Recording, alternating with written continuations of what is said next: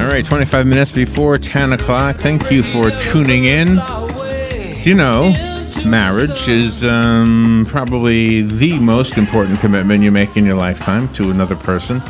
And the unfortunate part of statistically, the unfortunate part is that a lot of them don't work out. However, maybe part of that is because we don't know what we're supposed to do to prepare for that thing called marriage. Maybe we just don't know, you know. Reverend Catherine Ross has given a lot of thought to this very topic. She has written a book about it called 20 Things That Have to Materialize for the Proper Path to Marriage. In other words, doing it God's way. Reverend Catherine Ross is an ordained minister of Kingsway Fellowship International. The book is very small, but you're probably not going to find a better book to give you some guidance if you are thinking about saying I do. And can I just say this too? That I would say, I know people who get married again, and they're 40, 50, 60 even, right? Mm-hmm. And don't know these things. Yeah. So even though they went through it one time, and they're going to do it again, and they've got a lot of years under their belt. In other words, this is not just for the 18-year-old, the 20-year-old. This is for all of us. Reverend Catherine Ross, good morning. Thank you for being on the air with us today. Good morning. Where are you? Where are you calling from? Arlington, Texas. Oh, my gosh. Well, how is everything in Arlington today?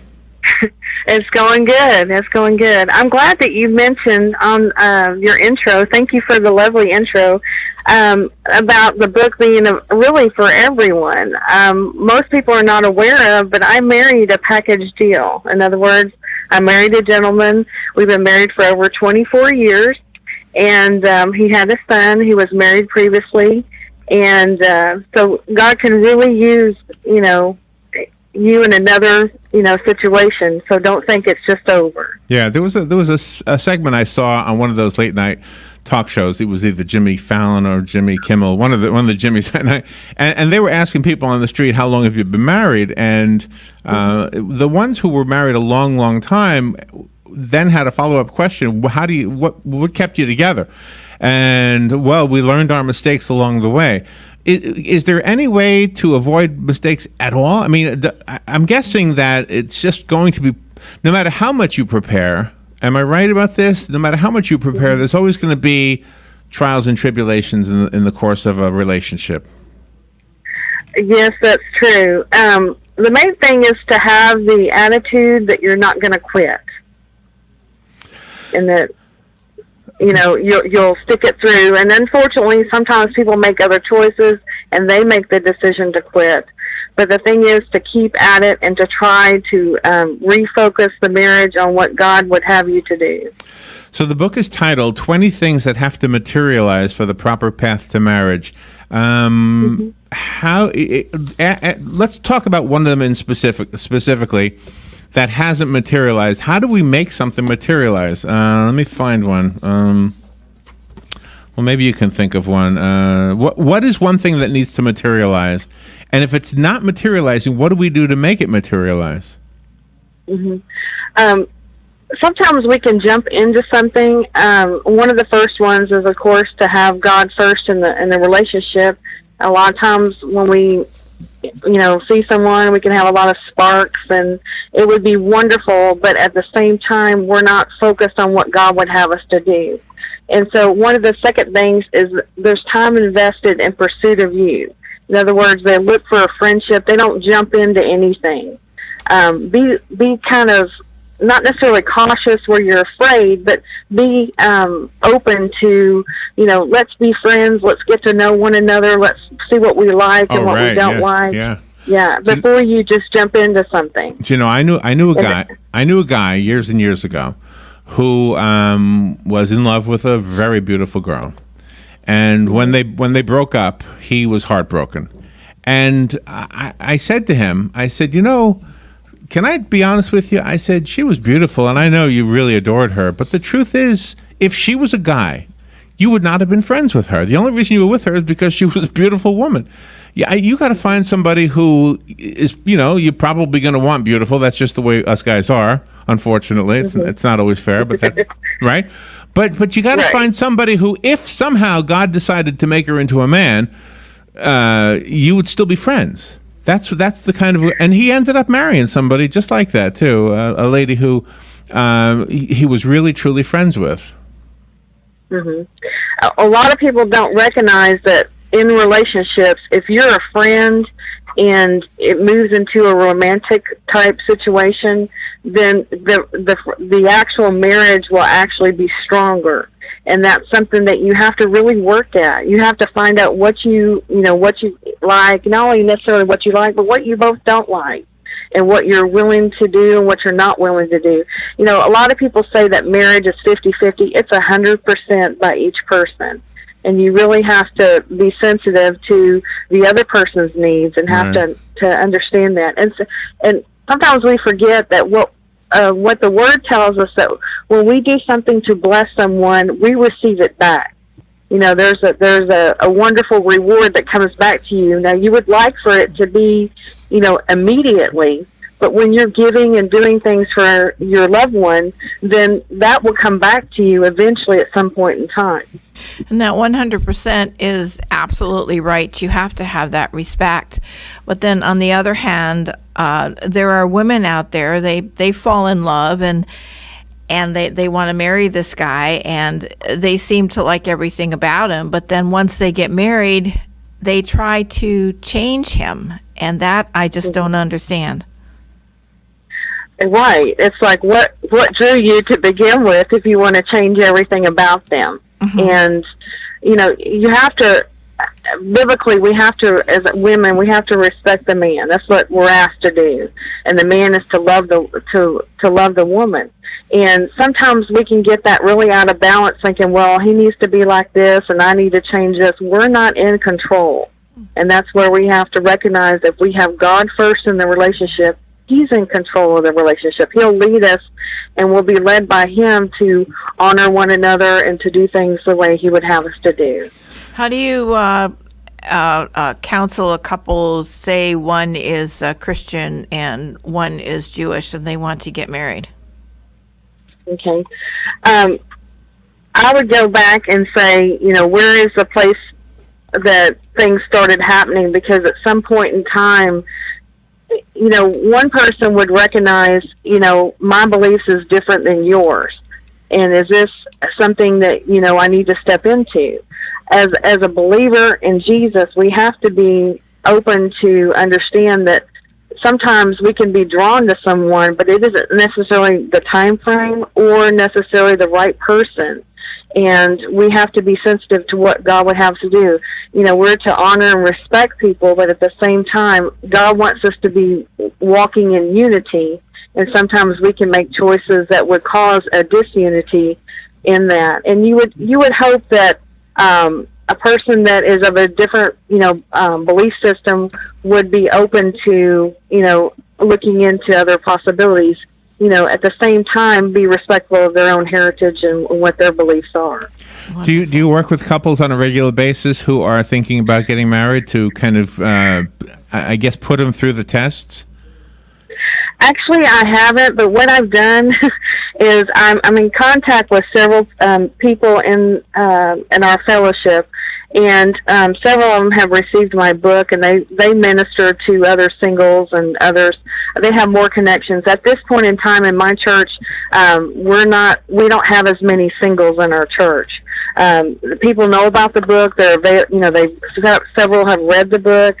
Several, it's ministered to them and helped them to move past, hurts and things that they have gone through in relationships and family. And then some have, actually moved into a marriage relationship, and the information was shared from the pulpit. Necessarily, I didn't go, well, this is point 1 or this is point 2 from the book. I would say this is from the book. This is what I'm talking about. So far as counseling, I'm the associate pastor, so my senior pastor does the counseling for couples, for marriage. I do offer and suggest that people read the book. They have the opportunity to, but he's the one who does the counseling for that. It's a wonderful book, though. I mean, you make such wonderful points, and you give everybody a chance to reflect within their own selves what is right for them and their partner or partner to be. Right. Yeah, right. Does the scripture that supports the book come from Jesus, come from the Old Testament, the New Testament? Where does it actually come from? It comes from, how can we walk together unless we're in unity?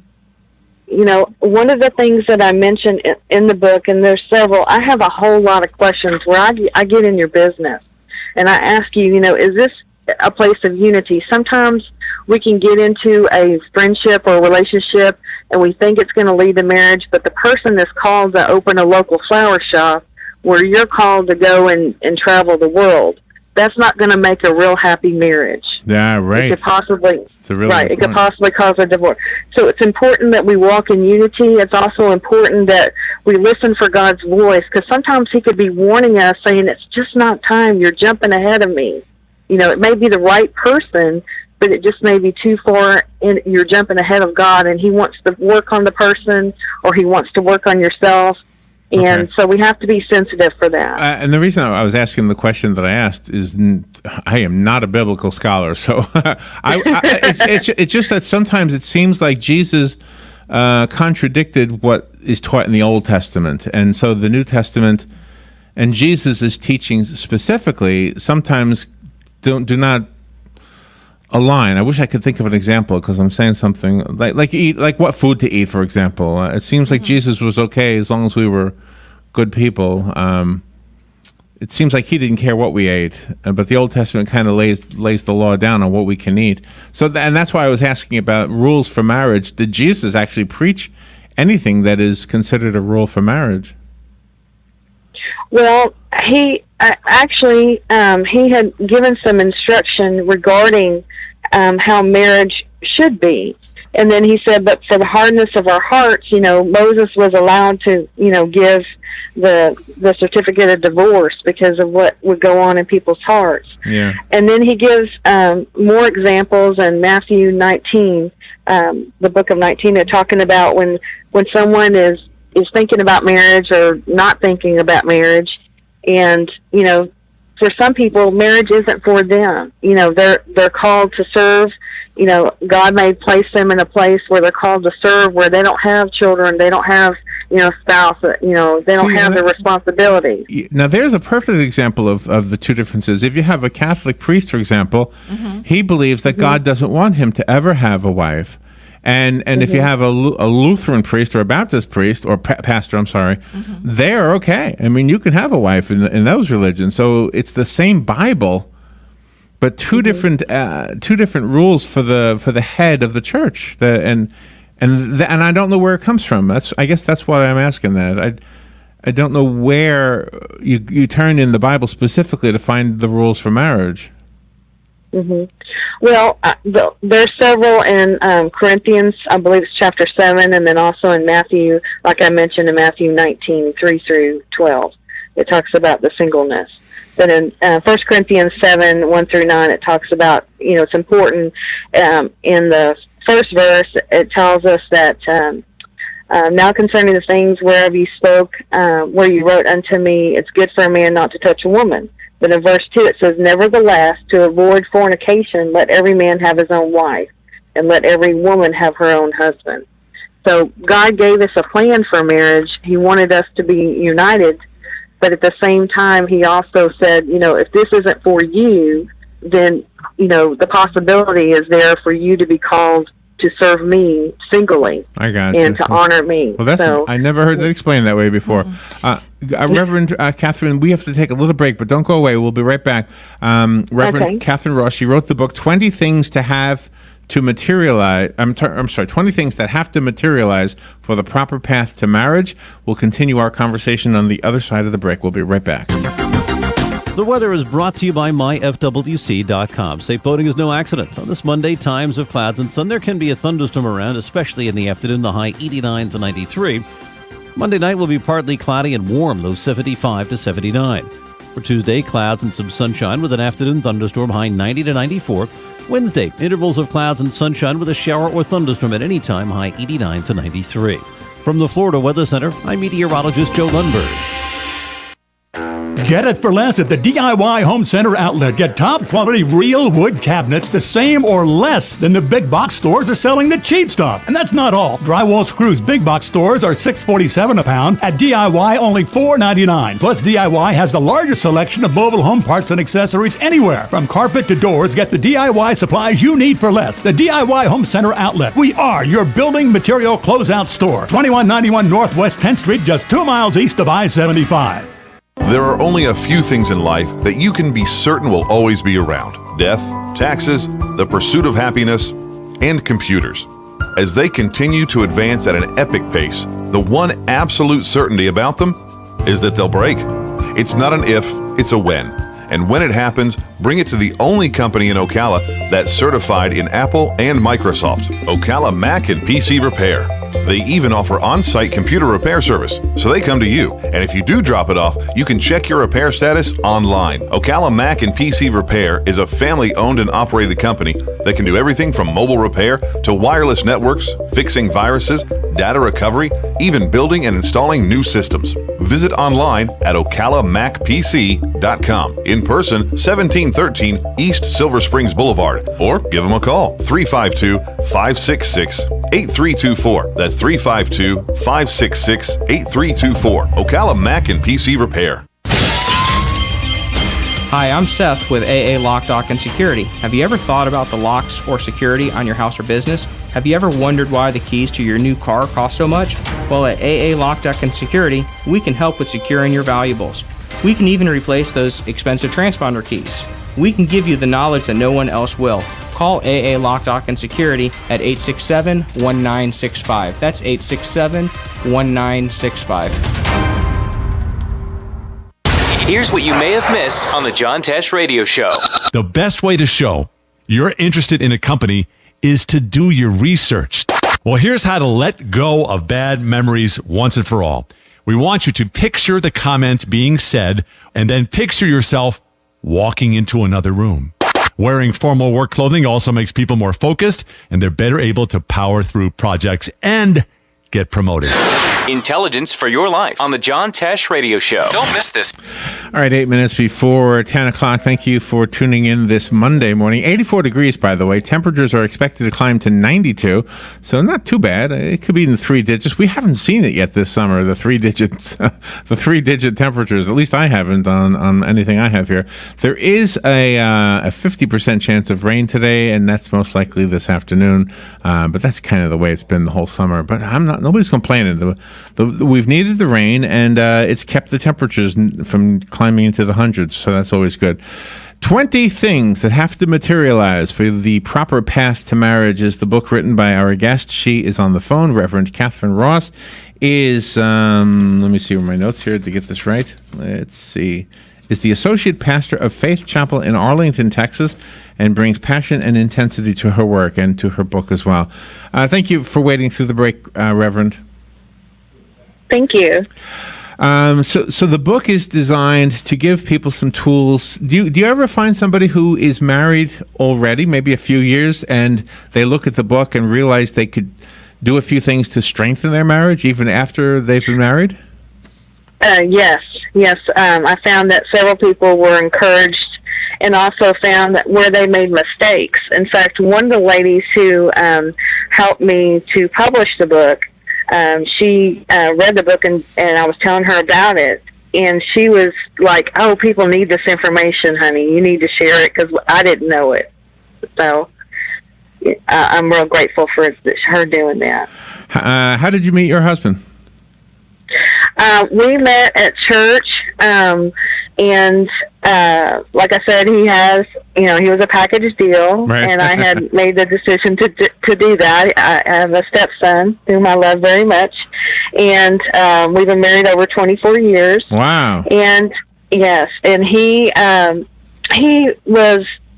I had baggage when I came into the relationship because I had tried, different things, and I couldn't figure out why, I was going through so much, and he was, very understanding, but he also knew that I needed to work this out. And when I told him about it, he was like, "Well, why are you writing this book?" And I said, "I really don't know." I said, "I feel like it's part of, finding what went wrong, before you came along, and finding how to make things right, and so that was the reason for the book. It was kind of a painful process, but at the same time, it was very healing once it was written. So, what do you say to the couple that says we want to live together before we get married? Don't do it. And why? What's the reason for not doing that? Because you open yourself up for the opportunity and the enemy to come into the relationship and not have God as the primary focus. When we don't have God as the primary focus in a relationship, it is extremely, extremely difficult to move him to the place where he needs to be. When he's leading and guiding a relationship, it will be on a better terms. It will be a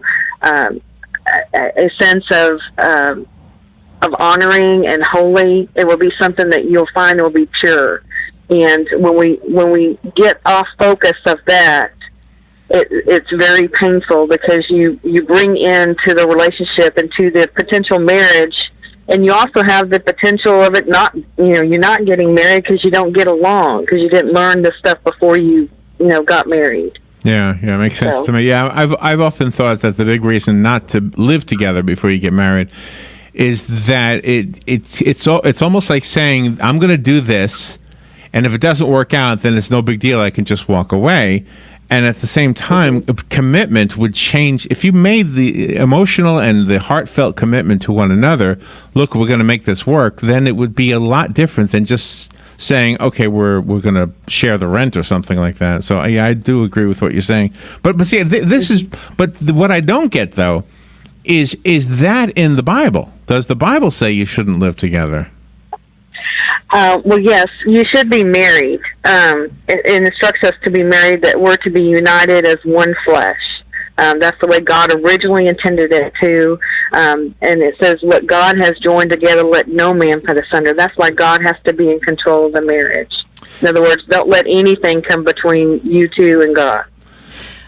But then again, you go back to the divorce decree. So I think it's wonderful that people are allowed to have the relationships they have if one doesn't work out. Right, and God gives us the ability to start over, and I think that's where a lot in the New Testament, it's ability to say, this didn't work out. These are the reasons why it didn't work out, and we can move forward in that, and that we can, God can really heal someone from that point. Gosh. And, these questions that you need to ask yourself, because there are some people that when they find out that somebody's been married before, they walk away because they're like, I don't want to deal with your baggage, all that. Right. Or I don't want to deal with the fact that you have a kid. These are questions that you really need to sit down and ask yourself, because when you think about it, you're making a commitment to a person who had tried this before and it didn't work. And so you have to really think it through. Are there two different answers to the question of sex? When, let's say there's two couples, one is 20 and the other one is 70, and they're both thinking about getting married. The 70-year-olds say, look, we're having sex and we're going to get married in December or something. Do you have a different answer for the older couple than the younger couple, since the older one can't get pregnant? Answer is the answer is simply this: the Bible instructs us that marriage is to be pure, and sex is to occur in marriage, and it's not to occur outside of marriage. That would be called fornication, or it would be called, if you're married to someone else, it would be called adultery. So. Wow, yeah, I didn't mean adultery. All right, Yeah. All right. I have a Okay. copy of the book. If you would like the copy that was sent to me, call me. I'll be glad to leave it on Patsy's desk. It's called 20 Things That Have to Materialize for the Proper Path to Marriage. Reverend Catherine Ross is the author. And before we say goodbye, can you give us, the rest of us, a way to get the book? Do you have it for sale online? Yes, it's available at my publisher's website at westbowpress.com. It's also available on Amazon and other retailers. You can get it online. Okay. Reverend, thank you so much for being on the air with us today.